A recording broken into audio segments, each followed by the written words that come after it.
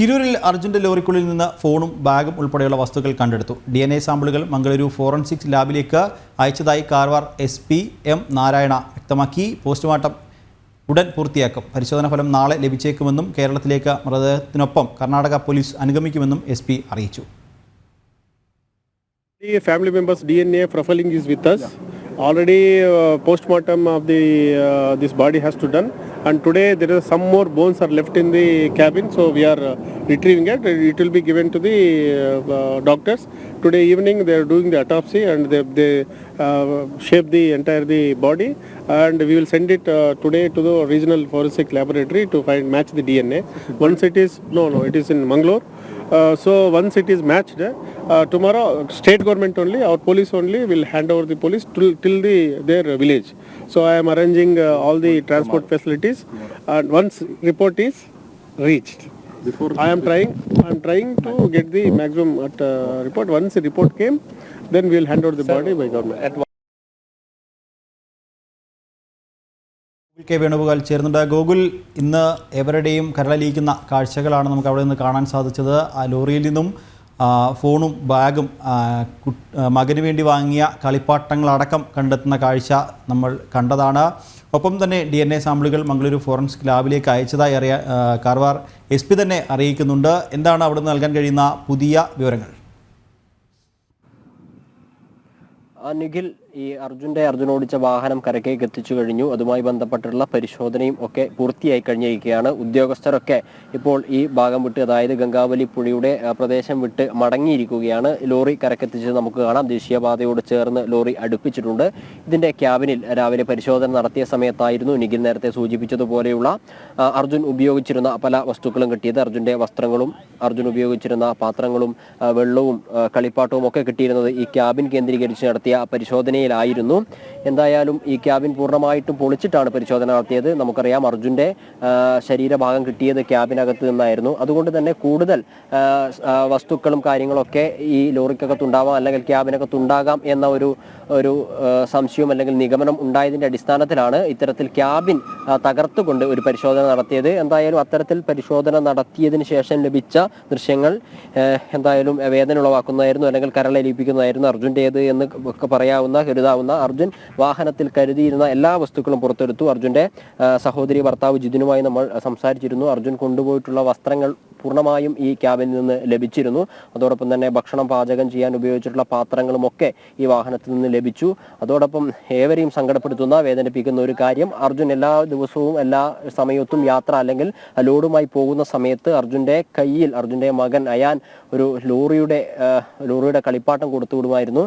അത് ലോഡ് ഇറക്കി കഴിഞ്ഞ് തിരിച്ചു വരുന്ന സമയത്ത് അർജുൻ വീട്ടിലും ഏൽപ്പിക്കും. അങ്ങനെ അങ്ങോട്ടും ഇങ്ങോട്ടും കൈമാറിക്കൊണ്ടിരുന്ന ഒരു ചെറിയ ലോറിയുടെ കളിപ്പാട്ടവും നമുക്ക് ഈ വാഹനത്തിൽ നിന്ന് കിട്ടിയിരുന്നു. അതൊക്കെ അർജുൻ്റേത് എന്ന് കരുതാവുന്ന, അല്ലെങ്കിൽ അർജുൻ്റെ മകൻ്റേവ് എന്ന് പറയാവുന്ന എല്ലാ വസ്തുക്കളും അർജുൻ്റെ അനിയനും സഹോദരി ഭർത്താവ് ജിതിനും ഒക്കെ ഇവിടുന്ന് ശേഖരിച്ചു വെച്ചിട്ടുണ്ട്.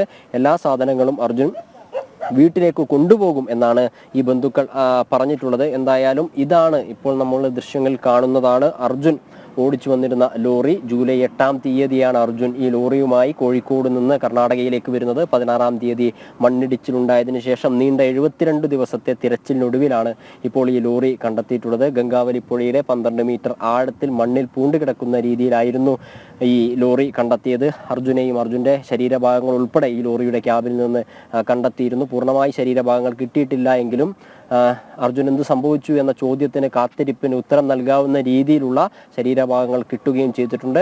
അത് ഈ പറഞ്ഞതുപോലെ കാർവാർ മെഡിക്കൽ കോളേജ് ആശുപത്രിയിലെ മോർച്ചറിയിൽ സൂക്ഷിച്ചിരിക്കുന്നു. അതിലെ സാമ്പിളുകൾ DNA പരിശോധനയ്ക്ക് മംഗളൂരുവിലെ ഫോറൻസിക് സയൻസ് ലാബിലേക്ക് അയച്ചിരിക്കുകയാണ്. അതിൻ്റെ ഫലം നാളെ ഉച്ചയോടുകൂടി കിട്ടുമെന്നാണ് അറിയുന്നത്. അങ്ങനെ ഫലം കിട്ടുന്ന മുറയ്ക്കു തന്നെ ഈ കർണാടക പോലീസിന്റെ അകമ്പടിയോട് കൂടിയിട്ട് അർജുൻ്റെ കോഴിക്കോട് വീട്ടിലേക്ക്, കണ്ണാടിക്കല്ലിലെ വീട്ടിലേക്ക് പോലീസിന്റെ അകമ്പടിയോട് കൂടി തന്നെ ഈ മൃതശരീര ഭാഗങ്ങൾ എല്ലാം തന്നെ നാളെ ഉച്ചയോട് കൂടിയിട്ട് ഇവിടെ നിന്ന് പോലീസിന്റെ അകമ്പടിയോടുകൂടി കോഴിക്കോടേക്ക് കൊണ്ടുപോകുമെന്നാണ് കാർവാർ SP M നാരായണ നേരത്തെ മാധ്യമങ്ങളെ കണ്ട സമയത്ത് പറഞ്ഞിരുന്നത്. അതായത് അർജുന്റെ ബന്ധുക്കൾക്ക് മൃതശരീരം വിട്ടുകൊടുക്കുകയല്ല ചെയ്യുന്നത്, ഇവിടെ നിന്ന് തന്നെ കർണാടക പോലീസിന്റെ അകമ്പടിയോടുകൂടി വീട്ടിൽ കൊണ്ട് ഏൽപ്പിക്കും. അതോടൊപ്പം തന്നെ പോസ്റ്റ്മോർട്ടം നടപടികളൊക്കെ എത്രയും വേഗത്തിൽ ദ്രുതഗതിയിൽ തന്നെ തീർക്കുവാൻ ആവശ്യമായിട്ടുള്ള നടപടികളും ഈ കർണാടക സർക്കാരിന്റെ ഉത്തര കന്നഡ ജില്ലാ ഭരണകൂടത്തിന്റെ ഭാഗത്തു നിന്ന് ഉണ്ടാവുകയാണ്. എന്തായാലും 72 നാൾ നീണ്ടു നിൽക്കുന്ന മലയാളികളുടെ കേരളത്തിൻ്റെ ചോദ്യത്തിന് ഉത്തരമായിരിക്കുകയാണ് അർജുൻ ഓടിച്ചു വന്നിരിക്കുന്ന ലോറി ഉൾപ്പെടെ ഗംഗാവലി പുഴയുടെ തീരത്ത് ദേശീയപാതയുടെ സമീപത്തേക്ക് ക്രെയിനുകൾ ഉപയോഗിച്ചുകൊണ്ട് ഡ്രഡ്ജർ ഉപയോഗിച്ച് നടത്തിയ തിരച്ചിലിൽ കണ്ടെത്തിയ വാഹനം ക്രെയിനുകൾ ഉപയോഗിച്ചുകൊണ്ട് ഇപ്പോൾ ദേശീയപാതയ്ക്ക് സമീപത്തേക്ക് കയറ്റിയിട്ടിരിക്കുകയാണ് നിഖിൽ. ഗോകുല, മറ്റൊരു കാര്യം, നേരത്തെ ഗോകുൽ ഈ അർജുൻ്റെ സഹോദരി ഭർത്താവുമായൊക്കെ സംസാരിച്ചിരുന്നു. ഇവിടുന്ന് കിട്ടിയ ഈ സാധനങ്ങളൊക്കെ തന്നെ, ഇപ്പം മൊബൈൽ ഫോണായാലും അതുപോലെ തന്നെ അർജുൻ്റെ വസ്ത്രങ്ങളടക്കമുള്ള കാര്യങ്ങളൊക്കെ തന്നെ അവർ കണ്ട് അല്ലെങ്കിൽ അവർ അർജുൻ്റേതെന്ന് സ്ഥിരീകരിക്കുന്ന ഒരു കാര്യമല്ലേ നമുക്കറിയാൻ സാധിക്കുന്നത്?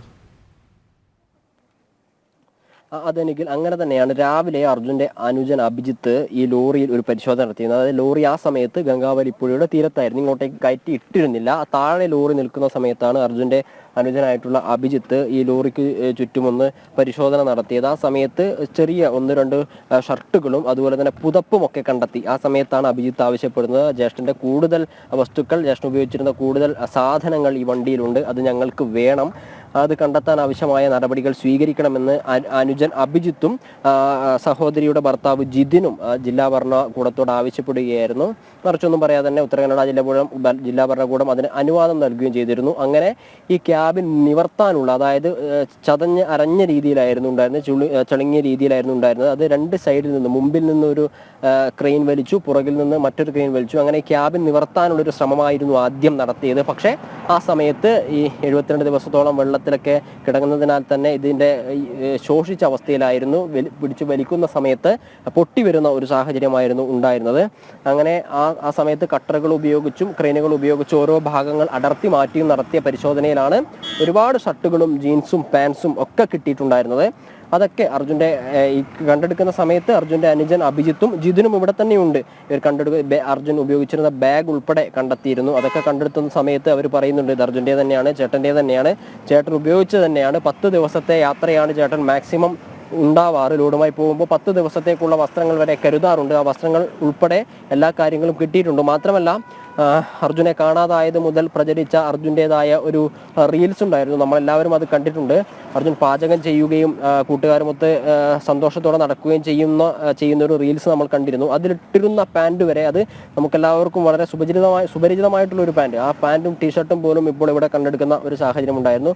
വസ്ത്രങ്ങൾ ഉൾപ്പെടെ അർജുൻ ഉപയോഗിച്ചിരുന്ന എല്ലാ കാര്യങ്ങളും അർജുൻ്റെ സഹോദരനും ബന്ധുവായിട്ടുള്ള ജിതിനും സ്ഥിരീകരിച്ച് അർജുൻ്റേതാണ് എന്ന് ഉറപ്പുവരുത്തി അവർ അത് കഴുകി ഉണക്കാനിട്ടിരിക്കുകയാണ്. ഇപ്പോൾ ഈ ദേശീയപാതയുടെ സമീപത്ത് തന്നെ കഴുകി ഉണക്കാനിട്ടിരിക്കുകയാണ് അവർ. അർജുൻ്റെ എല്ലാ സാധനങ്ങളും വീട്ടിലേക്ക് തിരികെ കൊണ്ടുപോകും എന്ന് തന്നെയാണ് പറയുന്നത്. ഈ വാഹനത്തിൽ നിന്ന് കണ്ടെടുത്തിട്ടുള്ള എല്ലാ അടയാളങ്ങളും, അർജുൻ്റേതായി അവശേഷിക്കുന്ന എല്ലാ അടയാളങ്ങളും വാഹനത്തിൽ നിന്ന് കിട്ടിയതൊക്കെ വീട്ടിലേക്ക് കൊണ്ടുപോകുമെന്ന് തന്നെയാണ് അർജുൻ്റെ അനുജനും ജിതിനും പറയുന്നത്. നിഖിൽ, എന്തായാലും അർജുൻ്റെ ലോറിക്കുള്ളിൽ നിന്ന് ഫോണും ബാഗും ഉൾപ്പെടെയുള്ള വസ്തുക്കളും മകൻ്റെ കളിപ്പാട്ടങ്ങളടക്കം കണ്ടെത്തുന്ന ഒരു കാഴ്ച. DNA സാമ്പിളുകൾ, അർജുൻ്റെ DNA സാമ്പിളുകൾ മംഗളൂരു ഫോറൻസിക് ലാബിലേക്ക് അയച്ചു എന്ന് കാർവാർ SP തന്നെ പറയുന്നുണ്ട്. അത് പോസ്റ്റ്മോർട്ടം നടപടികളടക്കം എത്രയും വേഗത്തിൽ പൂർത്തീകരിക്കും എന്നും പറയുന്നുണ്ട്. അതായത് പരമാവധി ഇന്ന് തന്നെ നടപടികൾ പൂർത്തീകരിച്ച് നാളെ തന്നെ ഈ ഒരു മൃതദേഹം നാട്ടിലേക്ക് എത്തിക്കുക എന്ന് തന്നെയാണ്, അതാണ് ഉദ്ദേശിക്കുന്നതെന്ന് കാർവാർ SP തന്നെ പറയുന്നുണ്ട്. വിശദമായ വിവരങ്ങൾ നൽകുകയായിരുന്നു ഗോകുൽ K. വേണുഗോപാൽ.